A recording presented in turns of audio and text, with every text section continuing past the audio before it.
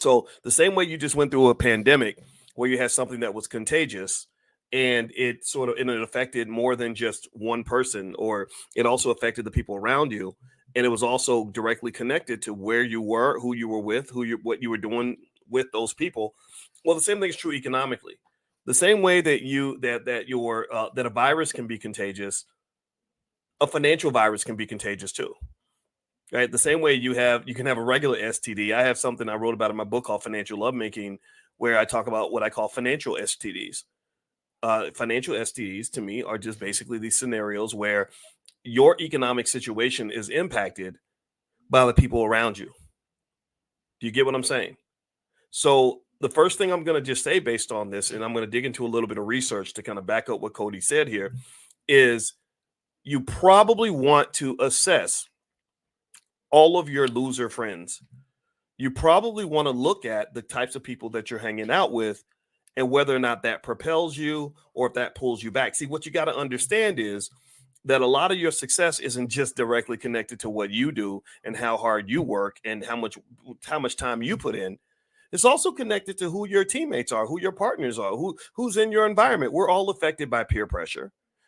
Your environment can either propel you toward the money or it can push you away from the money. It can either move you forward or it can move you backward.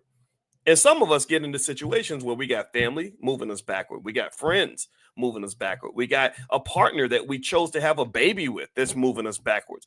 And then you wonder why you're not moving forward. Well, because that spiritual energy around you and everything else is a type of momentum. It's either going north or south for the most part.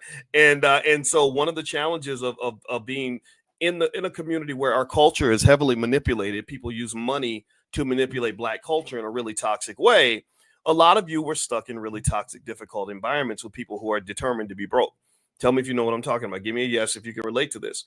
So ultimately, I would encourage you to be very conscious about what spaces that you're in. And I'm going to give you some more science behind this so you can really understand this effect. And I love that video. I said, oh, this is good. This is exactly right. This is when I was spending all those years at Syracuse doing research on financial psychology. That's what kept on coming up is it's how you think and your money mindset, and all this stuff is validated and confirmed. And the environment that you're in is huge in terms of shaping the outcomes that you have. That's why when we lost the Black family, that's why when Black families were destroyed by the war on drugs, by the Vietnam War, by mass incarceration, it killed trillions and trillions of dollars of Black wealth because you didn't even have a family you could build with. Building is hard. Building takes time. And it's hard to build a building if you don't have anybody else that even knows how to build, cares about building, or maybe they're destroying everything you build as soon as you build it. Or maybe a destroyer is attracted to you because you're a builder. Tell me if you know what I'm talking about. They're attracted to you because you're a builder so they can leech off of what you're building, right? You're a saver. So you get with a spender because spenders are attracted to savers, the same way a leech is attracted to a big sycamore tree that they can suck all the life out of the tree, right? So if you are a saver, if you are an investor, if you are a builder, you have to be really conscious about that and understand that you have something that other people are going to want.